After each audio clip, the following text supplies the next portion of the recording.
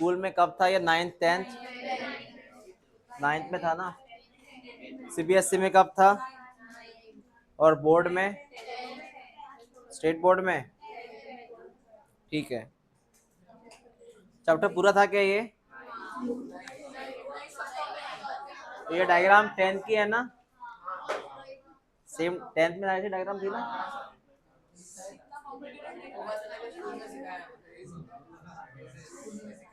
नहीं, तुम्हारे पास ये डायग्राम ड्रॉ की होंगी ना स्कूल में? इजी है।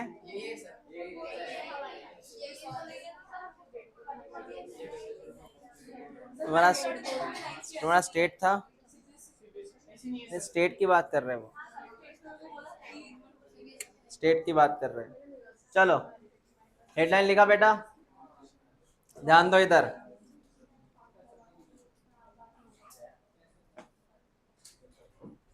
टॉपिक का नाम है सेल साइकिल सेल डिवीजन।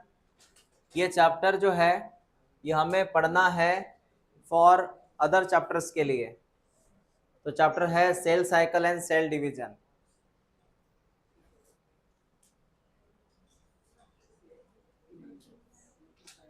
देखो बेटा, ध्यान दो इधर, ध्यान दो इधर। कोई भी सेल होता है ना, इस सेल में दो प्रॉपर्टी होती है, उसके दो गुणधर्म कैरेक्टर होते हैं। एक एक उसका ग्रोथ होता है और दूसरा उसका रिप्रोडक्शन होता है। ग्रोथ एंड रिप्रोडक्शन, दो कैरेक्टर लिख लो इसे। Cell has two character, growth and reproduction. Growth मतलब उसकी जैसे सेल की साइज बढ़ रही है, ग्रोथ, तुम्हारी हाइट बढ़ रही है, ग्रोथ। रिप्रोडक्शन का मतलब एक से दो मिल रहे हैं, पेरेंट से बच्चे मिल रहे हैं, एक सेल से दो सेल मिल रहे हैं।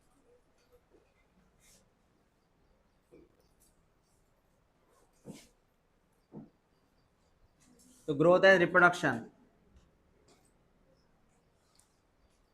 Which are the two property of living or या cell?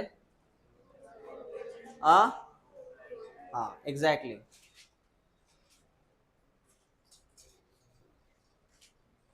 समझा बेटा? तो two property of cell, growth and reproduction. Okay. कोई भी सेल रहता है, ये पेरेंटल सेल रहता है, पेरेंटल सेल।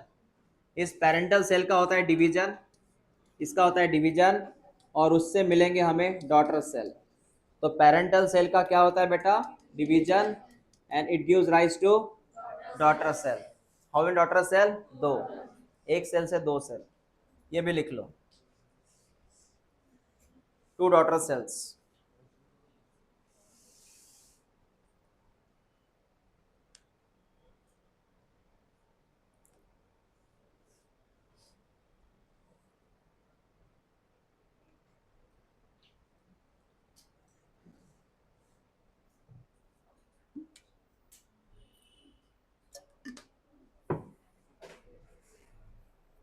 समझा?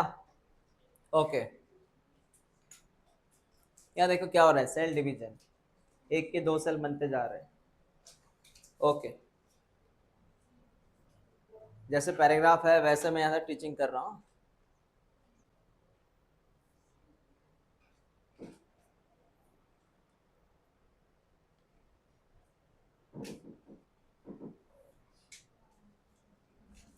इन्होंने ये बोला है, सुन बेटा, इनका ये बोलना है कि सबसे पहले यहाँ पे एक बड़ा सा पेरेंटल सेल रहता है, इसका होता है डिवीजन, उससे मिलेंगे दो छोटे डॉटर सेल। कौन सा सेल? Daughter cell. फिर डॉटर सेल जो होता है ये खुद को ग्रो करता है, हाँ, इसका साइज वगैरह बढ़ जाता है, ये खुद को ग्रो करेगा, वंस अगेन बन जाएगा पेरेंटल सेल। वो डिवाइड नहीं हुआ, ये सेल डिवाइड नहीं हुआ, ये क्या हुआ? ग्रो। बेटा क्या हुआ? ग्रो। फर्क है इसमें, ये ग्रो हुआ, ये डिवाइड हुआ। D for divide. ये पेरेंटल सेल था, डिवाइड हुआ, डॉटर सेल मिला, डॉटर सेल क्या हुआ? क्या बना? Once again. और ये भाई साहब फिर क्या होंगे? Once again divide. चलता रहेगा सिलसिला इनका ऐसा। समझ में आया? और डॉटर सेल का सेकंड नाम प्रोजेनी होता है। क्या होता है? प्रोजेनी मतलब बच्चे। प्रोजेनी का और एक नाम है, सुना होगा कभी, ऑस्प्रिंग, मेंडल के वक्त। पता है मेंडल? हाँ हाँ ओके, ये हेडलाइन लिखो, सेल साइकिल। ये हेडलाइन लिखो, सेल साइकिल।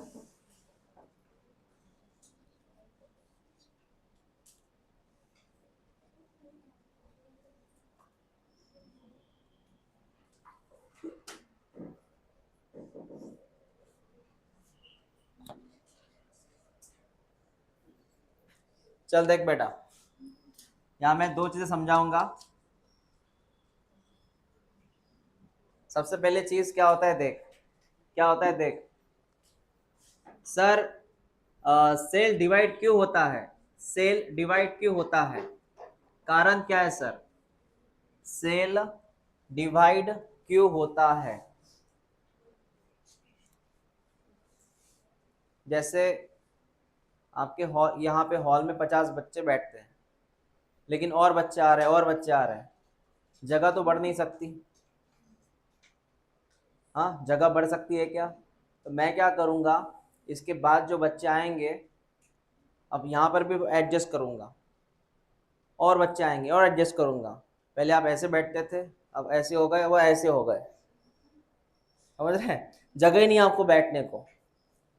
कोई बच्चे नीचे बैठ गए, कुछ इधर बैठ गए, कुछ इधर बैठ गए, कुछ बाहर खड़े हैं, कुछ वेटिंग पे हैं, है ना? हाँ, कहने का मतलब है जगह उतनी है, क्या बढ़ता जा रहा है? कंटेंट, मास नंबर बढ़ते जा रहा है, पॉपुलेशन बढ़ते जा रहा है।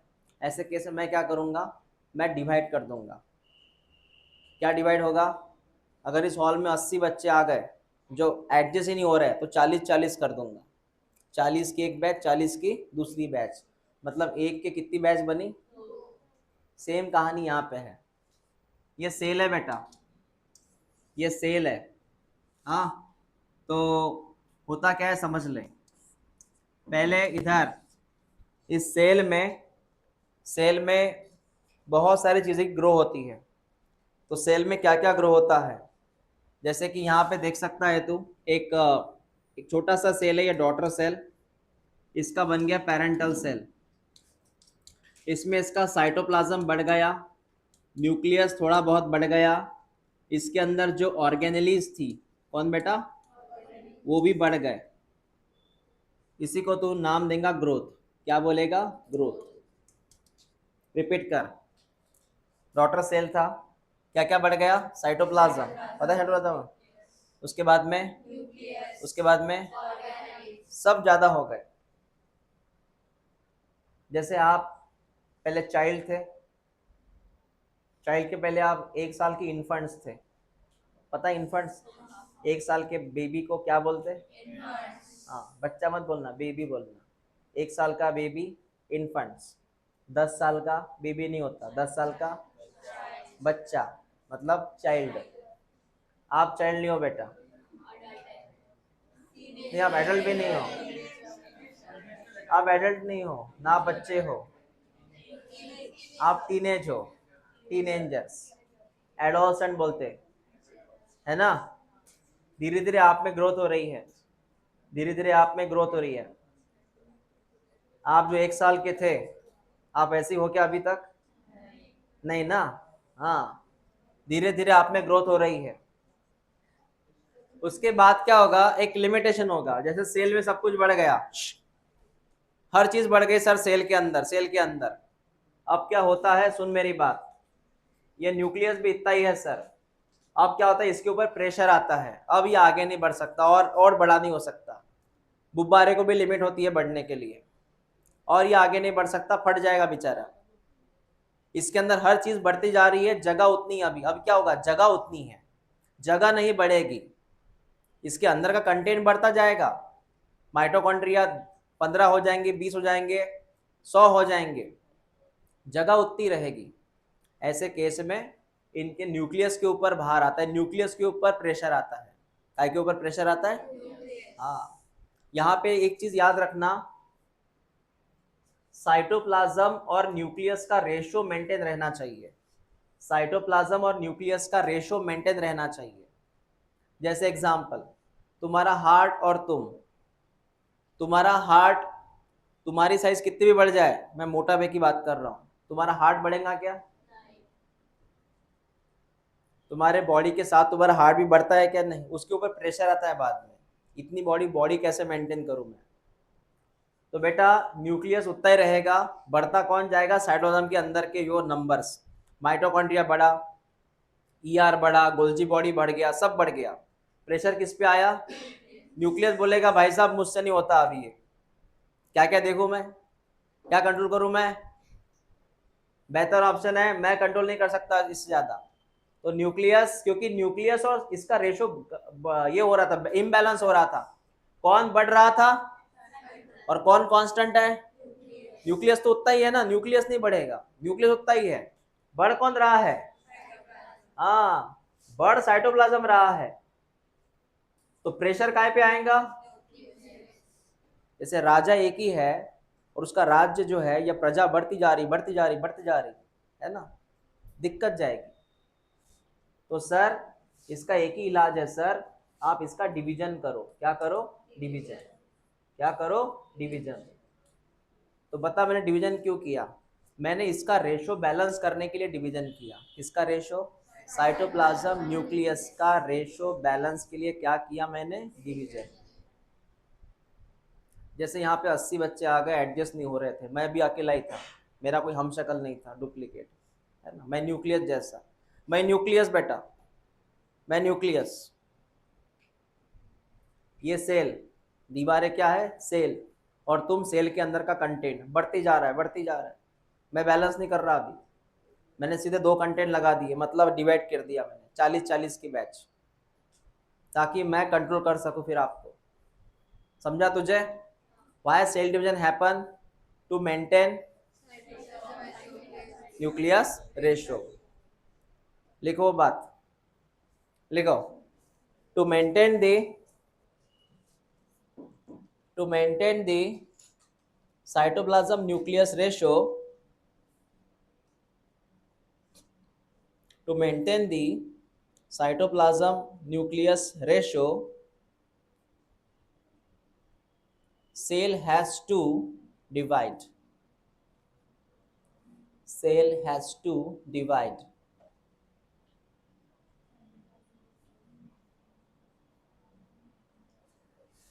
बाद में ये लिख लो बेटा।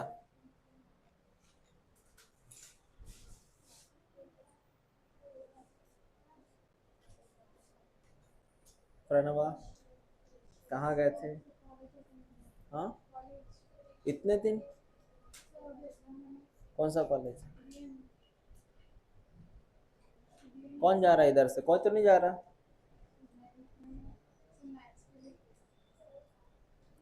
लेकिन बैच ड्रॉप हो गई तुम्हारी, 1 महीना हुआ ना।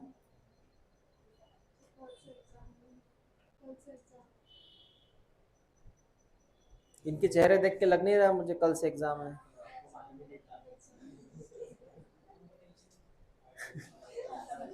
वही तो, इनके चेहरे देख के लग रहा नहीं, मुझे लगा इनके चेहरे देख के कल से हॉलीडे है।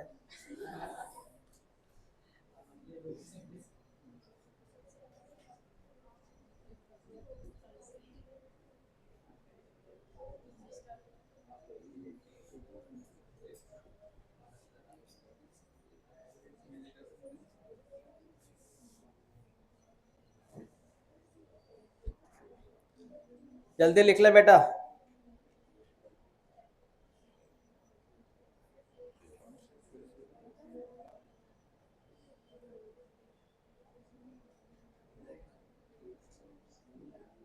जल्दी लिखो। हो गया लिखना? बोलो सेल क्यों डिवाइड हुआ? ताकि वो किसको बैलेंस करना चाहता था? न्यूक्लियस और, क्योंकि न्यूक्लियस की साइज कभी बढ़ना नहीं है, लेकिन साइटोप्लाज्म बढ़ रहा था, न्यूक्लियस पे प्रेशर आ रहा था, तो बेचारा डिवाइड कर दिया।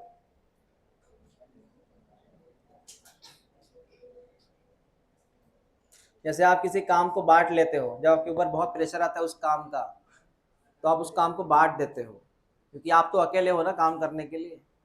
काम बढ़ते जा रहा, आप अकेले हो, काम बढ़ते जा रहा, आप अकेले हो, तो आप उस काम को बांट देते हो, दैट इज डिवीजन। ओके,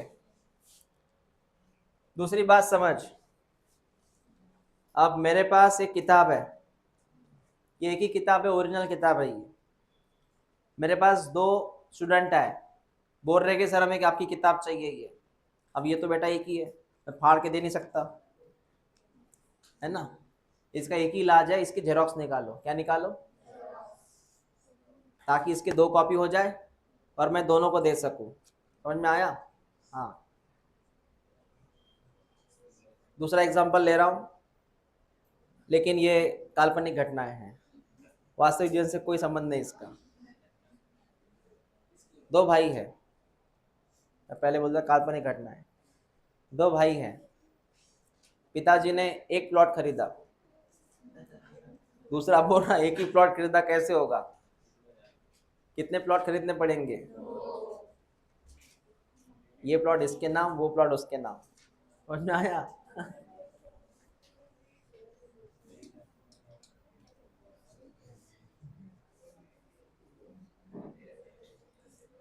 लड़कियां तो ये बोलती नहीं है अपने पेरेंट्स को क्या कमाया, ये बच्चे बोलते हैं आगे जाके क्या कमाया आपने मेरे लिए, आए क्या कमाया। ओके बेटा, खुद की कमाई से जी, पेरेंट्स की कमाई से मत जी। हाँ सुन, ये सेल है बेटा, सुन ले। सेल में एक ही डीएनए है, इमेजिन कर एक सिंगल डीएनए है, सेल में एक सिंगल डीएनए है। अब इस सेल को होना है डिवाइड, उसके सामने एक क्वेश्चन है, ये डीएनए वो किसको देगा?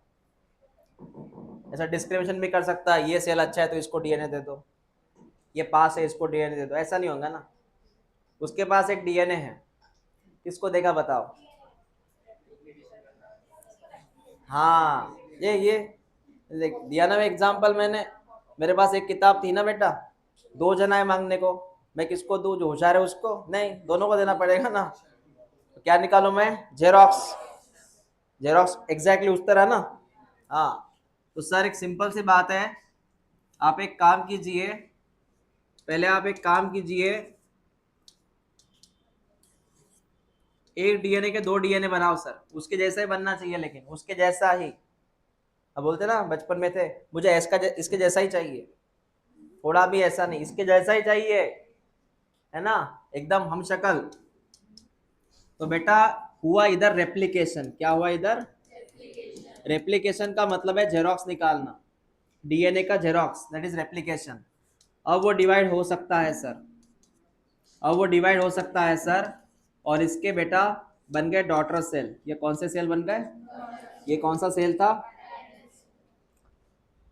ये भी पेरेंटल सेल था, लेकिन जब तक इसका क्या ना हो ये डिवाइड नहीं होगा, याद रखो। जब तक इसका क्या ना हो तब तक ये डिवाइड नहीं होगा। एक बार रेप्लिकेशन हुआ उसके बाद ये निश्चिंत हो जाता है, तो ये आपस दो बच्चे बने, इसके पास एक डीएनए, इसके पास एक डीएनए। समझ में आया?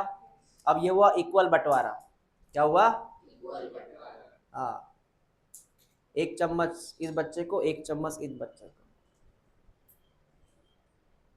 समझा तुझे क्या था ये? समझ में आया तुझे क्या था ये? हाँ। फिर आगे जाके सुन बेटा, आगे जाके और एक केस होगी। कौन सा सेल है ये? कहानी सुनना। Daughter cell, daughter cell future में क्या बनने वाला है? ऑब्वियसली इसका यहाँ पे ग्रोथ होगा। क्या होगा बेटा? ग्रोथ। तो डॉटर सेल फ्यूचर में क्या बनने वाला है? Parental cell. क्या बनने वाला है? अब बता, उसके पास कितना डीएनए है? डॉटर सेल किस में कन्वर्ट हुआ? उसके पास कितना डीएनए? अब तू बता मुझे, क्या एक डीएनए वाला ये पेरेंटल ये हो सकता है डिवाइड? नहीं। सबसे पहले क्या करेगा बता? हाँ, पेरेंटल सेल हमेशा सबसे पहले क्या होता है? रेप्लिकेशन करता है, और बाद में वो क्या करता है? खुद को डिवाइड करता है। बात समझ में आ गई सर? तो सबसे पहले आप डिवाइड करो, सबसे पहले आप सॉरी रेप्लिकेट करो, बाद में खुद को डिवाइड करो।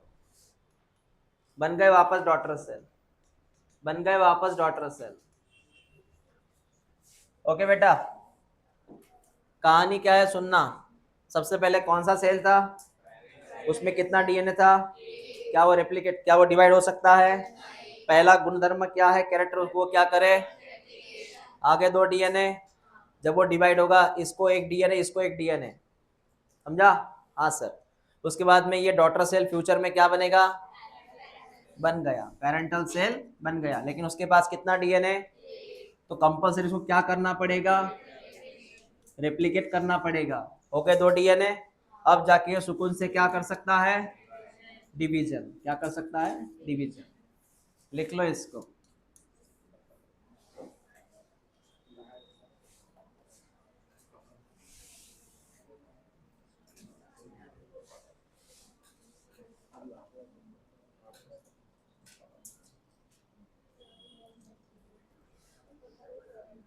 लिखना आपको पड़ेगा क्योंकि ये चैप्टर वैसे नहीं समझेगा।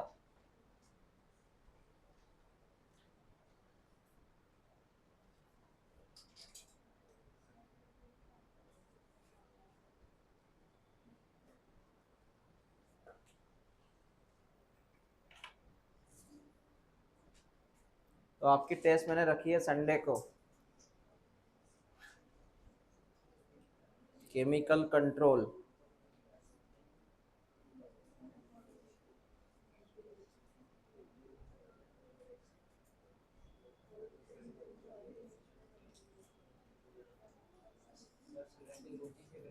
हाँ,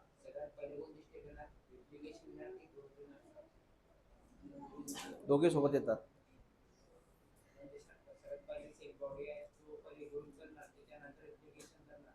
दोघे सोबत होतात। इंटरफेज मध्ये होतात ते, त्याला आपण इंटरफेज म्हणूया। दोनों एक साथ होते हैं, ग्रोथ एंड रेप्लिकेशन।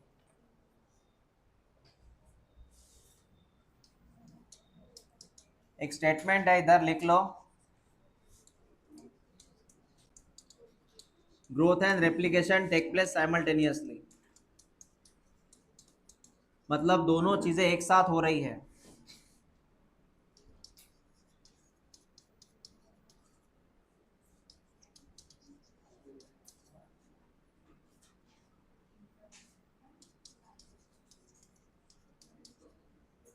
दोनों चीजें एक साथ हो रही है, ऐसा नहीं कि ये पहले हो रहा है वो बाद में हो रहा है।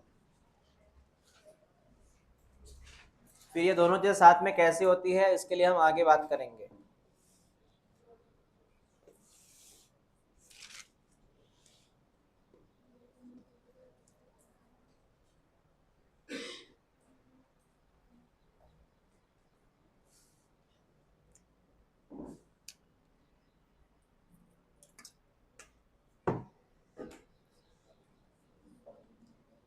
दानियाल, डीएनए रेप्लिकेट क्यों हुआ बेटा?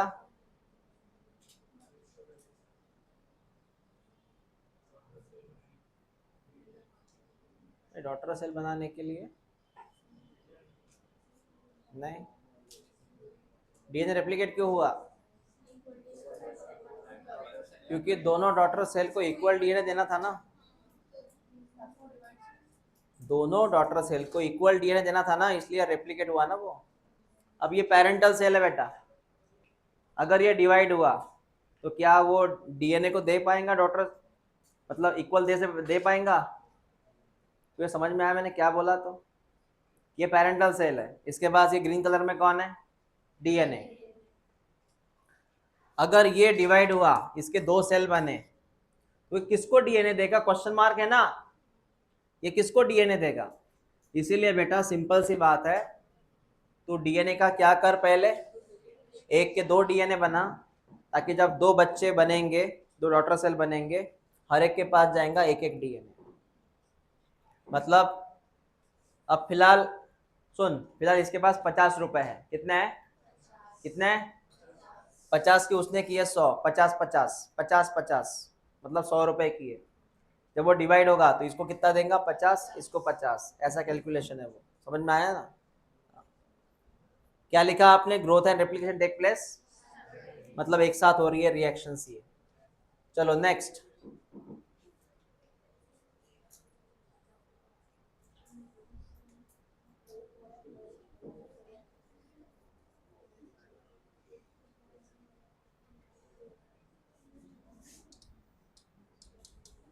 इधर टिक कर। जीनोम का मतलब है उसके अंदर का डीएनए कंटेंट। सेल का डीएनए का मतलब होता है जीनोम, या फिर उसके जो क्रोमोसोम्स है, क्रोमोसोम, इसका जो क्रोमोसोम है उसको बोलते हैं जीनोम। सर डीएनए रेप्लिकेशन क्यों करवाया? ताकि उसका डीएनए कंटेंट मेंटेन रहे, वो जीनोम मेंटेन रहे। डीएनए रेप्लिकेशन क्यों करवाया? ताकि उसका डीएनए मेंटेन रहे।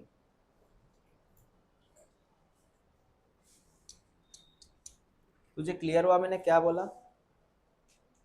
डीएनए का रेप्लिकेशन क्यों करवाया? अरे भाई, ये पेरेंटल सेल है, उसके पास एक डीएनए है। हाँ, ये डिवाइड अगर होता है तो किस बच्चे को डीएनए देगा? क्वेश्चन मार्क है ना। इसको तोड़ सकता है क्या वो? मैं इस किताब को फाड़ सकता हूँ क्या? इसकी कॉपी बनानी पड़ेगी ना मुझे अलग से, बराबर है। हाँ, ज्यादा हो गया वो। ये डीएनए है, ये डायरेक्ट डिवाइड हो सकता है क्या इधर? नहीं। किस बच्चे को देगा? बेहतर ऑप्शन क्या है? बेहतर ऑप्शन क्या है? इस डीएनए को तुझे मेंटेन रखना है बच्चों के अंदर, तो इसका क्या करेगा? रेप्लिकेशन। तब जाके तू बच्चों में इसको इक्वलाइज कर सकता है। ये बच्चे है ना, दो डॉटर सेल है, इसके अंदर तू डीएनए को इक्वल अमाउंट में उनको दे सकता है। मतलब यहाँ पे डीएनए मेंटेन रहेगा। कौन मेंटेन रहेगा? That is genome. That is intact का मतलब है पूरा। इंटैक्ट का मतलब as it is. As it is DNA maintain रहेगा। As it is DNA maintain रहेगा। ओके, वैसे ये पढ़ने की जरूरत नहीं तुझे।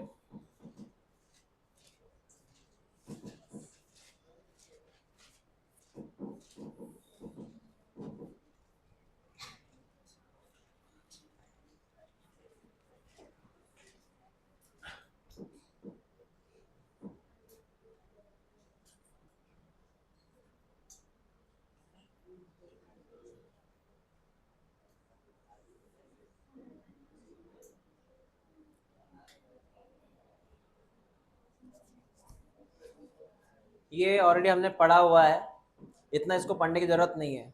चलो, ये साइकिल की बात करेंगे हम, ये डायग्राम की बात करेंगे हम। इसीलिए एक काम कर, तो तुम्हारा हेडलाइन है अभी phase of cell cycle. Direct इसकी बात करेंगे, phase of cell cycle. Headline लिखो, फेज ऑफ सेल साइकिल।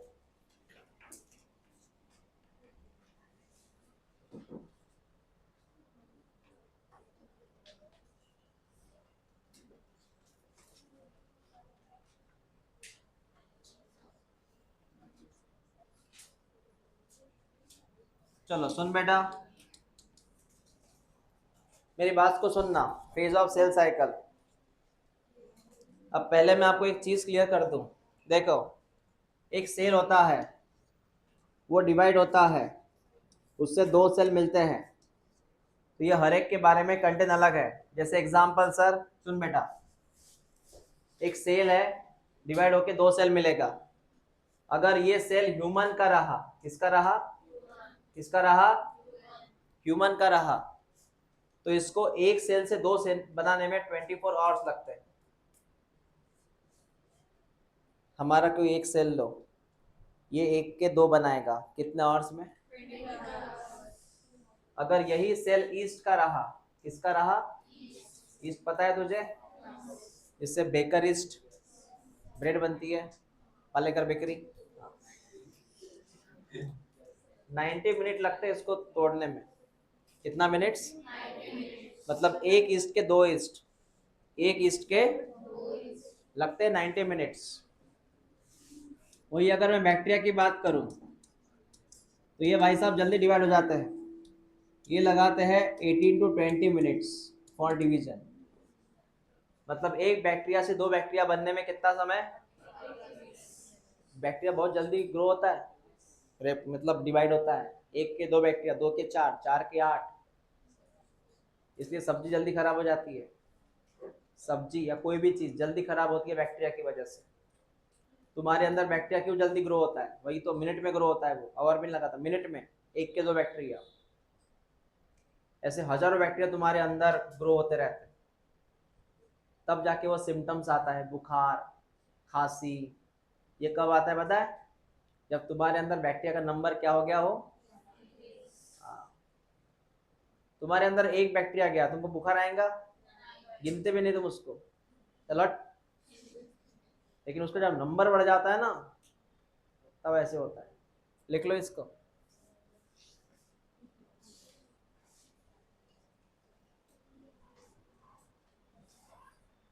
हो गया लिखना?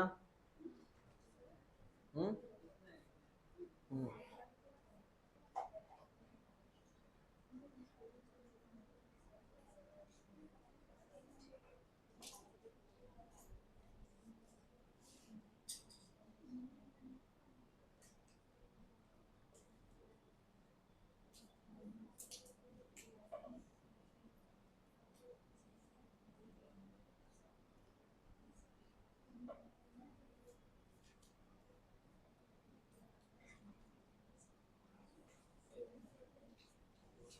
जल्दी लिखो बेटा।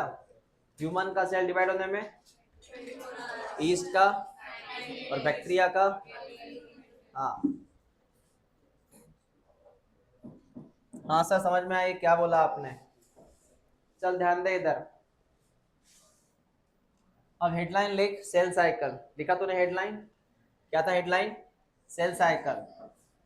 सेल साइकिल में आती है दो बातें। पहला कौन सा फेज, दूसरा कौन सा फेज? लिखो, cell cycle has two basic phase, two phase. Cell cycle में आती है दो phase, interphase, M phase. Interphase, M phase.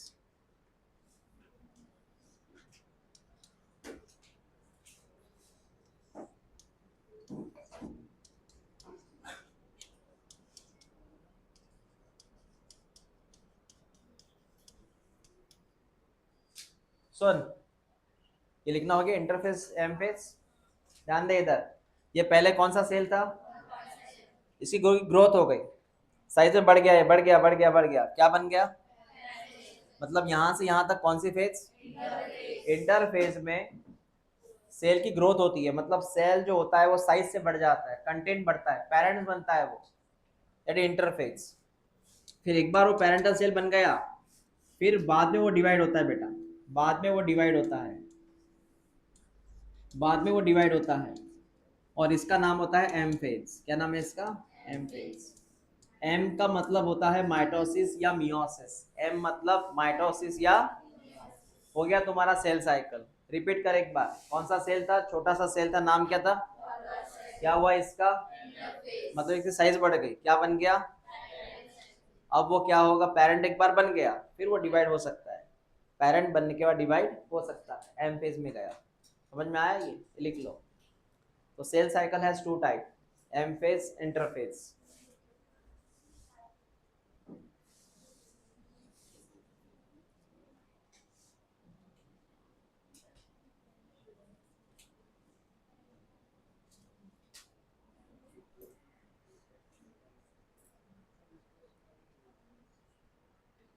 हो गया लिखना?